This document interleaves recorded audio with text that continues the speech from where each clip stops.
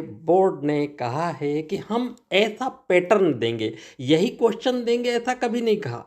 Pattern कुछ ऐसा होगा, जैसे कि देखिए क्वेश्चन नंबर 18 जो ट्रिग्नोमेट्री हाइट एंड डिस्टेंस से रिलेटेड है, कुछ इस प्रकार का सम है। A 1.5 meter tall boy is standing at some distance from a 30 meter tall building. ये 30 मीटर टॉल बिल्डिंग है, यहाँ से कोई बॉय है जो खड़ा हुआ है कुछ दूरी पर, यानी कितनी दूरी पर, कुछ दूरी पर, नहीं बताया हमें कितनी दूरी पर। ओके, और यहाँ से वो क्या देखता है कि एंगल ऑफ एलिवेशन जो आता है वो 30 डिग्री आता है। कहाँ पर? उसकी आँख पर। तो चूंकि वो 1.5 मीटर टॉल है तो उसकी आँख भी लगभग 1.5 मीटर ही ऊंची होगी। इस प्रकार से अगर यहाँ पर वो 1.5 मीटर है तो यहाँ भी 1.5 मीटर होगा। तो ये जो हमारे पास डिस्टेंस बचेगी ये 30 में से 1.5 माइनस हो जाएगी, यानी ये बच जाएगी हमारे पास 20.5 मीटर। तो अब हमें पता चलना चाहिए कि डिस्टेंस जो है 28.5 मीटर है। अब वो कह रहा है कि यहाँ से वो शिफ्ट होता है और पॉइंट डी पर पहुँच जाता है, यानी ए पर वो खड़ा हुआ है और ए से कहाँ पहुँच जाता है? डी पर। जब वो डी पर पहुँच जाता है तब उसके लिए कितनी डिस्टेंस ट्रेवल करी ये वो बताना चाह रहा है कि आप बताओ कितनी डिस्टेंस करी, यानी एडी हमको नहीं दी है। सच तो ये है कि डीबी भी नहीं दी है। तो हम क्या करेंगे, कंसिडर कर लेंगे कि सपोज एडी जो है वो एक्स है और डीबी जो है वो वाई होगी।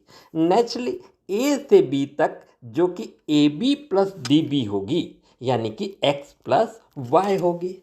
तो बस हमें कुछ नहीं करना है, हमें तो इन दो राइट ट्रायंगल को देखना है। पहला राइट ट्रायंगल ये वाला जो कुछ A D B C D हमें शो कर रहा है, बी सी डी, ये देखिए ये वाला ट्रायंगल बी सी डी एक राइट एंगल ट्रायंगल है। और इस राइट एंगल ट्रायंगल में यानी कि ए बी डी ट्रायंगल में अगर हम देखें तो डी बी बटे सी बी, डी बी क्या है? डी बी है बेस और ए बी क्या है? ए बी है C B, sorry C B क्या है? सी बी जो है हाइट है।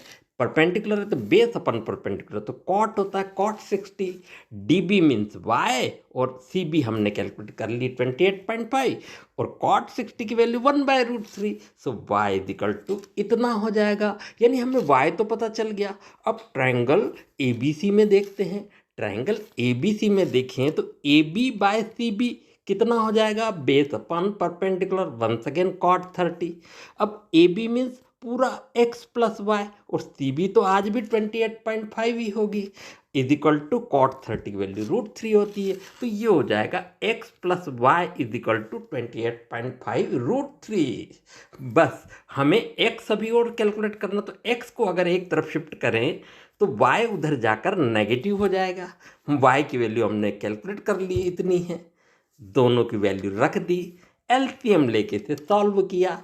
एलसीएम लेके सॉल्व किया तो ये हमारे पास आया 28.5 इंटू 3 माइनस 28.5 मीन्स 57/√3। और जैसे कि आप लोगों को पता होना चाहिए रूट डिनोमिनेटर में नहीं होना चाहिए, इसलिए हमने इसको रेशनलाइजेशन कर दिया।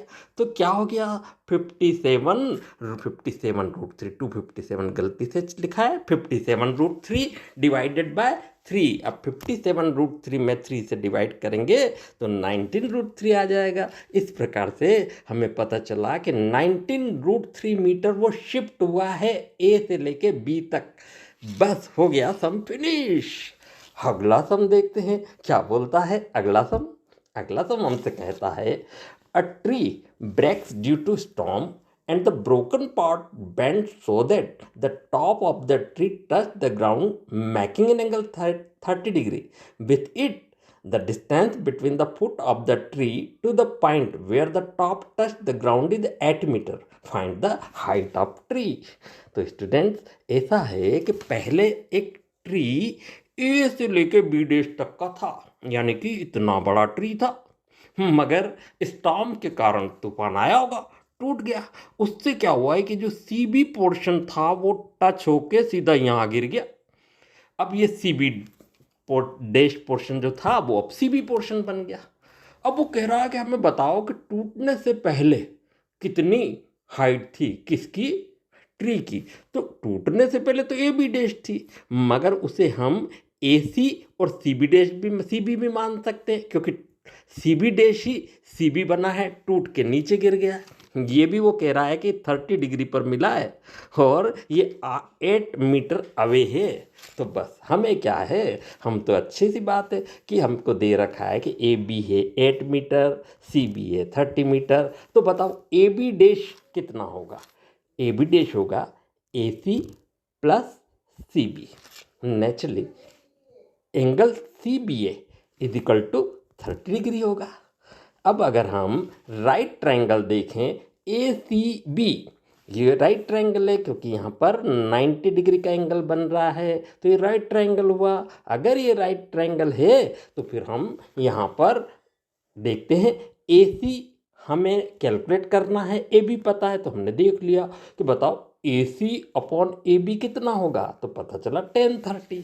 ए सी अपॉन ए बी तो 8 है, तो ये 8 अपॉन √3 आ गया। इसी टाइप से हमने सी बी भी इसी ट्राइंगल से किया, तो C B upon A B, C B जो है हाइपोटेनियस है, ए बी बेस है, और हाइपोटेनियस अपन बेस तो सेक 30 होता है, सेक थीटा होता है, तो हमने सेक 30 लिख दिया। वैल्यू भी सेक 30 की लिखी, तो 2/√3 है, तो इससे सी बी हमारे पास 16/√3 आ गया। अब चूंकि A B dash A C plus C B के इक्वल है, तो 8/√3 प्लस 16/√3, एलसीएम आया √3, तो 8 प्लस 16 हो गया 24, तो 24/√3। लेकिन फिर वही प्रॉब्लम है, √3 डिनोमिनेटर में है, इसलिए हमने रेशनलाइजेशन कर दिया, तो ये आया 24 √3/3। अब 3 से कैंसिल किया तो 8√3 मीटर, बस इतनी हाइट हो गई। आप चाहें तो इस को कॉपी आउट भी कर सकते हैं, स्क्रीनशॉट भी ले सकते हैं, जैसा ठीक लगे वैसा करके, और आप इसे अच्छे से तैयार करें। बस हो गया क्वेश्चन नंबर 18। अब आते हैं हम क्वेश्चन नंबर 19 पर, जो इस प्रकार से। क्वेश्चन नंबर 19 हमसे कहता है, prove that the length of tangent drawn from an external point to a circle are equal. ये तो पता होना ही चाहिए कि एक्सटर्नल पॉइंट से जो हम टेंजेंट ड्रा करते हैं वो इक्वल होती हैं, हमें पता तो है, बट हम तो प्रूव करने का कहा है, तो ठीक है हम प्रूव करते हैं। प्रूव करने के लिए हमने क्या किया, एक पी से ओ को ज्वाइन करते हुए एक लाइन ड्रा कर ली। अब हमारे पास दो ट्राइंगल हो गए, एक हुआ पी क्यू ओ और एक हुआ पी ओ आर। अब पी क्यू और पी ओ आर में आप देखिए तो ये दोनों तो 90 डिग्री के एंगल हुए। क्यों? क्योंकि टेंजेंट लाइन पर रेडियस हमेशा परपेंडिकुलर होती है। अब ओ पी और ओ आर इक्वल हुई क्योंकि ये तो रेडियस है, और ये जो साइड ओपी जो हमने एडिशनल बनाई है वो ओपी के इक्वल तो होगी क्योंकि कॉमन साइड है। तो अब देखें ये यहाँ पर ये ट्राइंगल हमने दोनों देखे, इसमें O Q is equal to O R, दोनों रेडियस है, O P is equal to O P common side है, O Q P is equal to O R Q is equal to 90 degree. क्यों? क्योंकि radius tangential line पे perpendicular होती है। इसका मतलब ओ क्यू पी और ओ पी आर दोनों कॉन्ग्रुएंट ट्रायंगल है आरएचएस कॉन्ग्रुएंसी से। तो बस इस बेसिस पे P Q is equal to P R होगी। P Q is equal to P R means P Q जो है एक तरफ की टेंजेंशियल लाइन है और पी आर दूसरे तरफ की टेंजेंशियल लाइन है, यानी दोनों टेंजेंशियल लाइन एक एक्सटर्नल पॉइंट से खींची गई हैं, वो इक्वल होती हैं। प्रूव हो गया। अरे बहुत सिंपल। अब देखते हैं सेकंड टर्म जो और सिंपल है शायद, देखते हैं क्या है। देखते हैं, two concentric circles are radii 5 centimetre and 3 centimetre. Find the length of the chord of the larger circle which touch the smaller circle.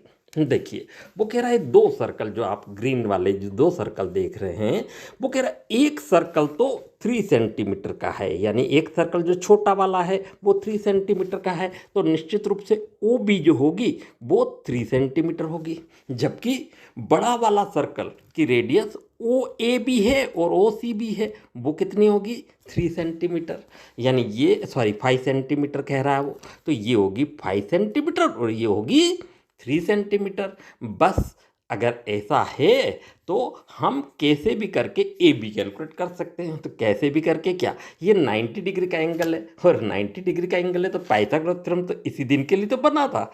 बस पाइथागोरस थ्योरम से हम देखें तो ये जो ए बी होगा वो under root O A square minus O B square के इक्वल होगा। और ओ ए दे रखा 5, ओ बी दे रखा 3, तो 5 स्क्वायर माइनस 3 स्क्वायर, 5 स्क्वायर मतलब 25 माइनस 9, 25 में से 9 माइनस हुई तो अंडर रूट 16 हुआ। और अंडर रूट 16 तो कितना होता है, 4 होता है। अब देखिए 4 क्या है, A B, A B means यहाँ से यहाँ तक की डिस्टेंस 4 है, लेकिन हमसे तो पूरी डिस्टेंस पूछी है।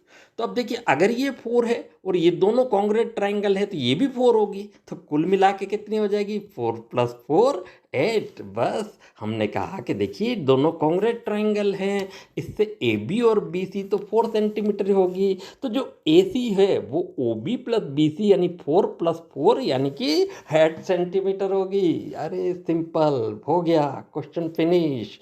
इसी का अब हमें 20th क्वेश्चन आता है। 20th क्वेश्चन जो किस प्रकार का है वो देखते हैं आगे। क्वेश्चन नंबर 20 हमसे कहता है the length of the minute hand of a clock is 14 centimetre, find the area swept by minute hand in 5 minute. है ना, तो एक क्लॉक है, वॉच है, उसकी जो बिग हैंड है वो 14 सेंटीमीटर लंबा है। बताओ उसने 5 मिनट में कितना एरिया कवर किया वो चाहिए। तो देखिए जब वो बिग हैंड 12 पर है तो आफ्टर 5 मिनट वो 1 पर आ जाएगा, यानी ये एंगल कितना। तो देखिए जब हमें मालूम है कि 1 आवर में 60 मिनट होते हैं और पूरा एंगल 360 का होता है, तो 1 मिनट में कितना एंगल हो जाएगा, 1 मिनट में 6 हो जाएगा। ये होगा 1 मिनट में। अब मुझे अगर 5 मिनट में चाहिए तो 5 में 6 का मल्टीप्लाई कर दूं तो आ जाएगा थीटा। अगर बाय द वे मुझसे कहा जाता कि नहीं 10 मिनट में कैलकुलेट करो तो क्या प्रॉब्लम थी, 6 में 10 का मल्टीप्लाई कर देते। अगर वो कहता नहीं 15 मिनट में निकालो तो 6 में 15 का मल्टीप्लाई कर देते। इतना सही तो सिर्फ था, थीटा चेंज हो जाता, आर तो वही रहती। बस हमें सबसे इम्पॉर्टेंट ये पता होना चाहिए कि एरिया ऑफ द सर्कल का फार्मूला ये है। अगर हमने फार्मूले लर्न नहीं किए हैं तो बड़ा मुश्किल आएगी। फार्मूले हमें हर हालत में लर्न होना चाहिए कि area theta upon 360 pi r square होता है। बस फिर क्या, थीटा भी दे रखा है, पाई हमें पता ही होता है, आर स्क्वायर हमको दे दिया, तो अब हमारे पास आ गया 60/360 पाई 14 × 14 49/3 पाई स्क्वायर मीटर। अगर कोई पाई की वैल्यू 22/7 रखे तो सॉल्व करे, कोई दिक्कत नहीं है, उसमें कर सकते हैं हम। 22 49/3 × 22/7, तो 7 1 जा 7, 7 7 जा 49। बस 7 में 22 का मल्टीप्लाई करके 3 से डिवाइड कर दें, इतने स्क्वायर यूनिट क्या आ जाएगा, एरिया आ जाएगा। आप चाहें तो यहाँ भी छोड़ सकते हैं और इसे भी आगे बढ़ा सकते हैं। अच्छी बात है। अब और आगे बढ़ते हैं, इसका आर पोर्शन देखते हैं जो इस प्रकार से हमसे बात करता है।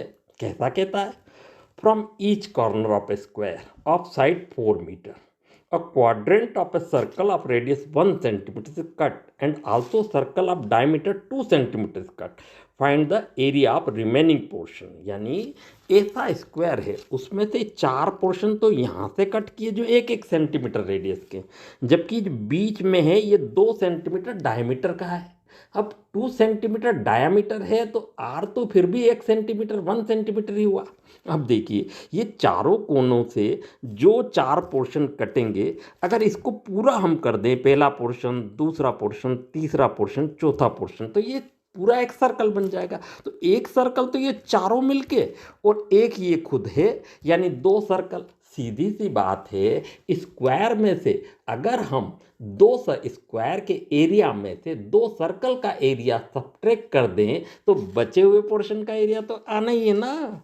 तो बस area of square minus area of 2 circle of radius 1 centimetre. अब हमें पता होना चाहिए कि एरिया ऑफ स्क्वायर का फॉर्मूला तो साइड का स्क्वायर है और सर्कल का एरिया पाई आर स्क्वायर होता है, लेकिन 2 हैं इसलिए 2 पाई आर स्क्वायर। बस रख दिया, सर्कल साइड हमको 4 दे रखी है, 4 का स्क्वायर टू इंटू पाई की वैल्यू 22/7, आर हमको 1 दे रखा, 1 का स्क्वायर, तो इससे आया है 16 माइनस 22/7, 7 एलसीएम लिया तो ये आया हमारे पास 68/7 स्क्वायर सेंटीमीटर। बस हो गया, आंसर फिनिश। बस एंड ऑफ पार्ट 4, यानी कि हमने फोर्थ पार्ट जो क्वेश्चन नंबर 18 से 20 यानी 3 मार्क्स का क्वेश्चन हैं, ये 3 मार्क्स के क्वेश्चन कुछ इस प्रकार से करना है। अगर आप चाहें तो इसे कॉपी आउट कर लें, स्क्रीनशॉट ले लें, उसके बाद कॉपी शॉट आउट करें, जो भी कर लें ऐसा करें। पर मैं फिर कह रहा हूं कि यही क्वेश्चन नहीं आएंगे, क्वेश्चन इसी प्रकार के आएंगे। ठीक है, ओके, अभी हम इस पार्ट को यहीं रोकते हैं।